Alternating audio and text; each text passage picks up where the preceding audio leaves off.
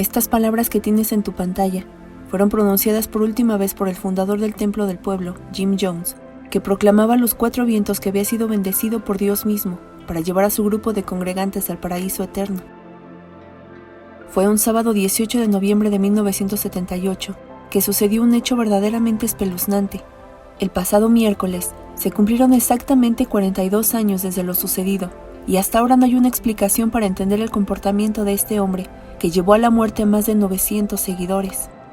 Esta historia comienza con el nacimiento de un falso profeta, así como tantos que abundan en el mundo y que se valen de su facilidad de palabra para conseguir todo lo que quieren a cambio de algo. Y justamente, ahora sabrás el resultado de una mente maquiavélica.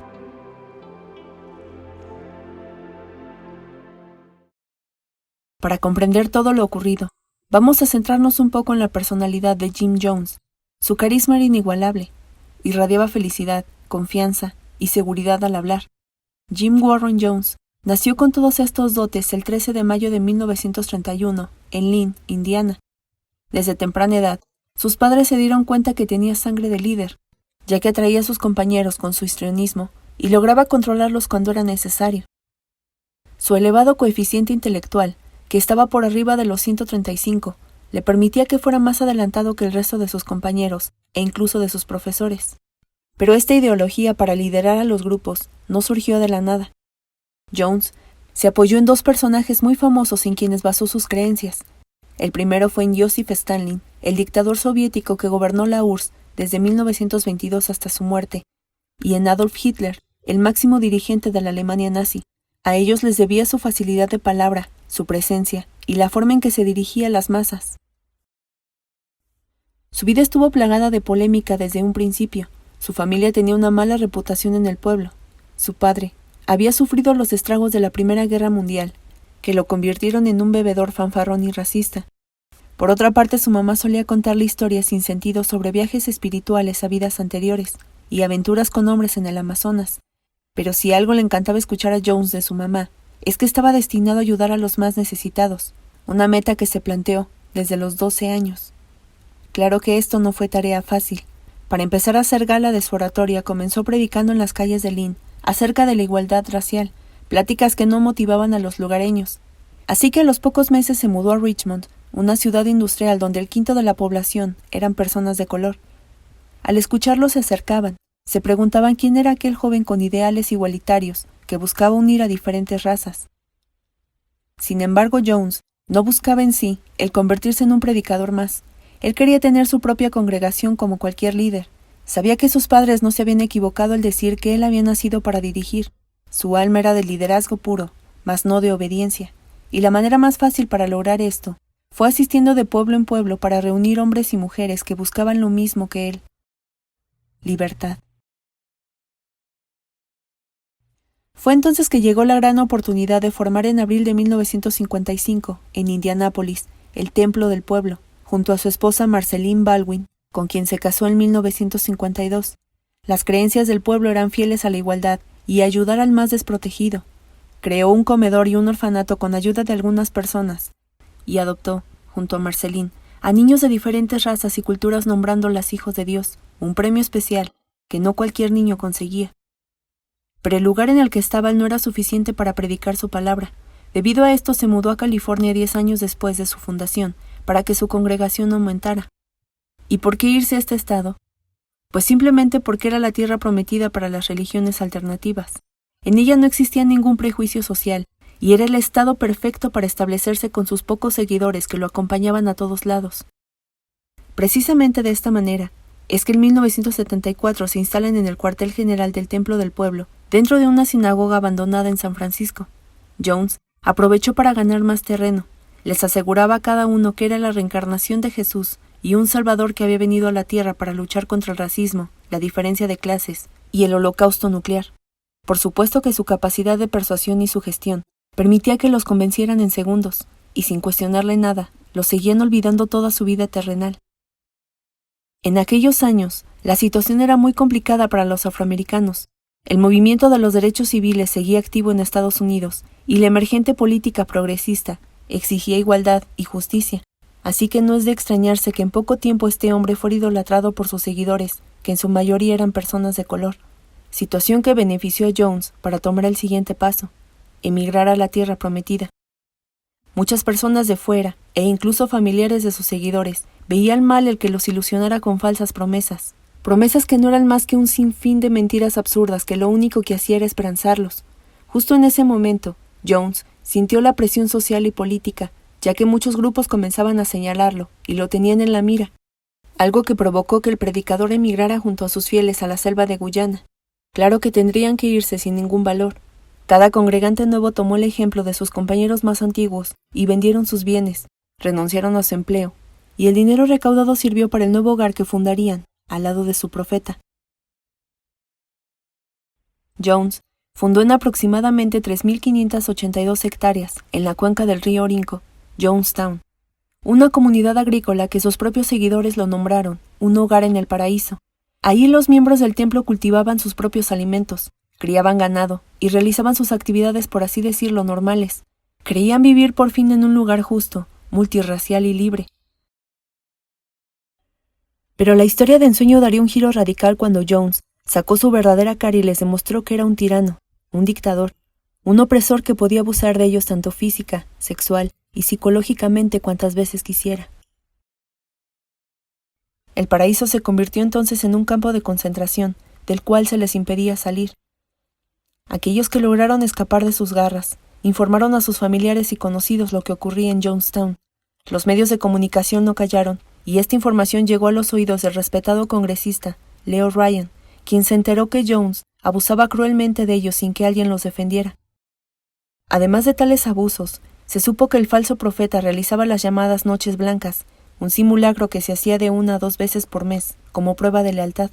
Esto consistía en darles pociones falsas de veneno a cada integrante, y una vez que lo bebían, simulaban un suicidio masivo. Jones estaba consciente que sus creencias le traerían muchos problemas, así que los convenció que el exterior quería acabar con él, y si él ya no estaba en la tierra, de nada servía seguir viviendo. Una mente muy retorcida que dejó mucho en qué pensar al congresista, y no solo eso.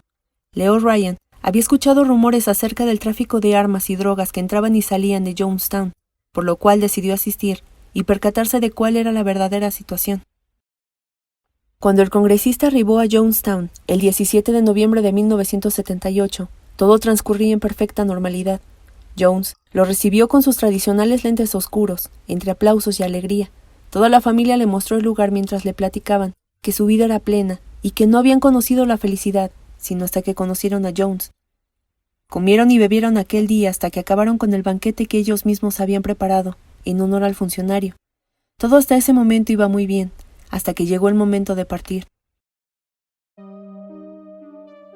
Cuando Leo Ryan se despidió un día después, un grupo de personas lo rodeó suplicándole que los llevara con él.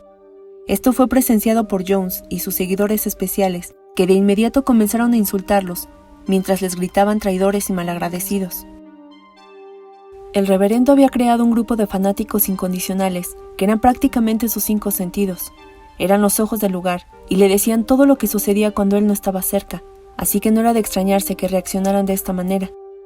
Al escuchar los insultos que los congregantes se hacían unos a otros, y para evitar altercados, el congresista y sus acompañantes se dirigieron a su avión, que los llevaría de vuelta a su destino junto a los pocos miembros del templo, que se negaban a permanecer un día más en el lugar. Pero lo único que consiguieron fue la muerte, ya que la furia de algunos seguidores se descontroló a tal grado que comenzaron a dispararles, antes de que pusieran un pie en el avión. El congresista murió al instante, junto a 4 personas más que lo acompañaban.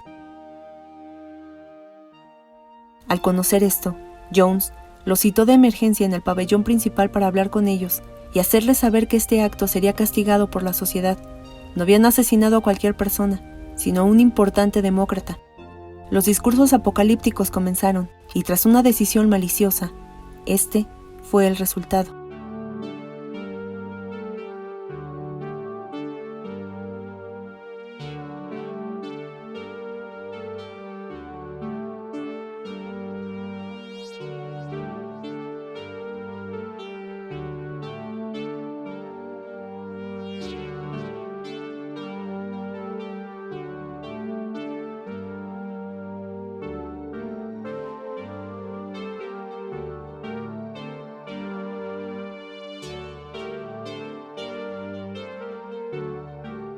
Jones les aseguró que vendrían por ellos y acabarían de la peor manera con sus hijos. Les afirmó que el gobierno no se tentaría el corazón, ni aunque hubiera niños y ancianos en la comunidad. Ellos se vengarían de lo que habían causado los rebeldes de la secta. Los congregantes se miraban unos a otros preguntándose ¿qué seguía? La única solución que encontraron fue entregarse a las autoridades, aceptando su culpabilidad para que no les hicieran daño. Pero mientras ellos luchaban con sus culpas, Jones solo citaba una y otra vez el por qué estaban en ese lugar. En sus planes estaba entregarles las llaves del paraíso, pero alguien más había interferido con lo que Dios quería. El sermón que se escuchaba en los altavoces del lugar jamás se detuvo. Trataba de convencerlos que morir era solo un escalón para trascender espiritualmente. Todo esto se realizó mientras en 2 bidones de 150 litros se hacía una mezcla de cianuro, Valium, y para minimizar el mal sabor que tendría, le añadieron zumo de uva. Jones no se cansaba de repetir que esto era por su bien y el de sus hijos. Muchos lo cuestionaron y le decían que ellos querían vivir, que podían pagar su condena en una prisión. Pero era entonces que su grupo de fanáticos les gritaban: «Él jamás nos mentiría para lastimarnos». Acto seguido, los rebeldes se sentaban y permanecían callados ante la falta de apoyo por parte de sus compañeros. Las secretarias y enfermeras que trabajaban en Jonestown pasaban entre las personas y les entregaban vasos con este veneno letal. A los más pequeños se les administraba con jeringas para que lo bebieran, y a los adultos que se negaban a participar, los obligaban a ingerirlo con un arma apuntando a su cabeza. Poco a poco el veneno comenzó a hacer su efecto, y uno a uno fueron cayendo, siendo los niños los primeros en morir. Al término de su sermón, y sin ningún miembro que quedara con vida, se cree que Jones puso una escopeta en su cabeza y jaló del gatillo.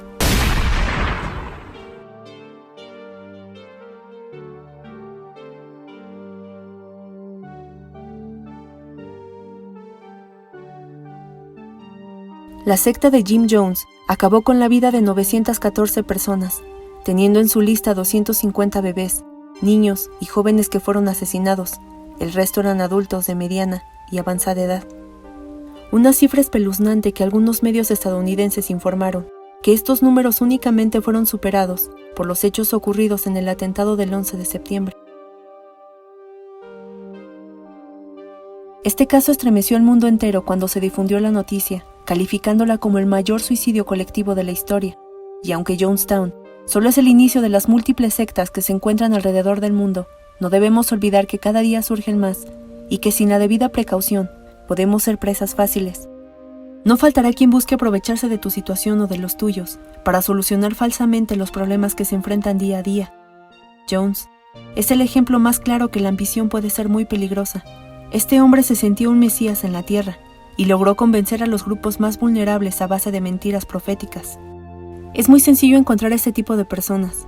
Todos repiten los mismos patrones, se creen líderes, portavoces de la verdad absoluta, y tienen una impresionante capacidad para transmitir la palabra, que si pasamos por un mal momento, podemos caer fácilmente en las manos de estos falsos profetas, que lo único que buscan es conseguir lo que tanto anhelan por encima del dolor ajeno.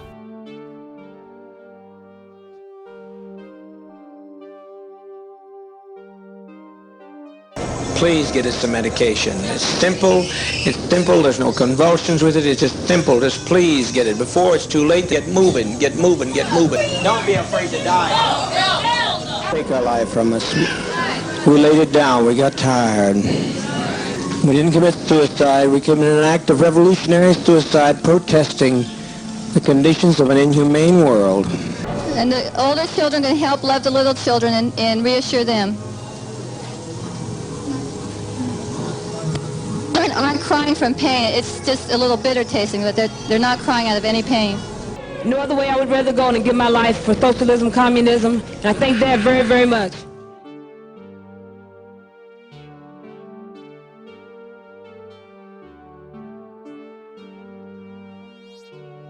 Si te gustó el video, por favor regálame un like y suscríbete si quieres seguir viendo videos así, me ayudarías mucho. Si quieres que hable de un caso en especial, por favor no dudes en ponérmelo en comentarios y con gusto lo traeré al canal. El video lo podrás encontrar todos los viernes, así que no te olvides de activar la campana de notificaciones para que te avise cuando suba contenido nuevo. Te espero en el próximo video para hablar de una historia nueva que seguramente será aún más estremecedora. Hasta la próxima.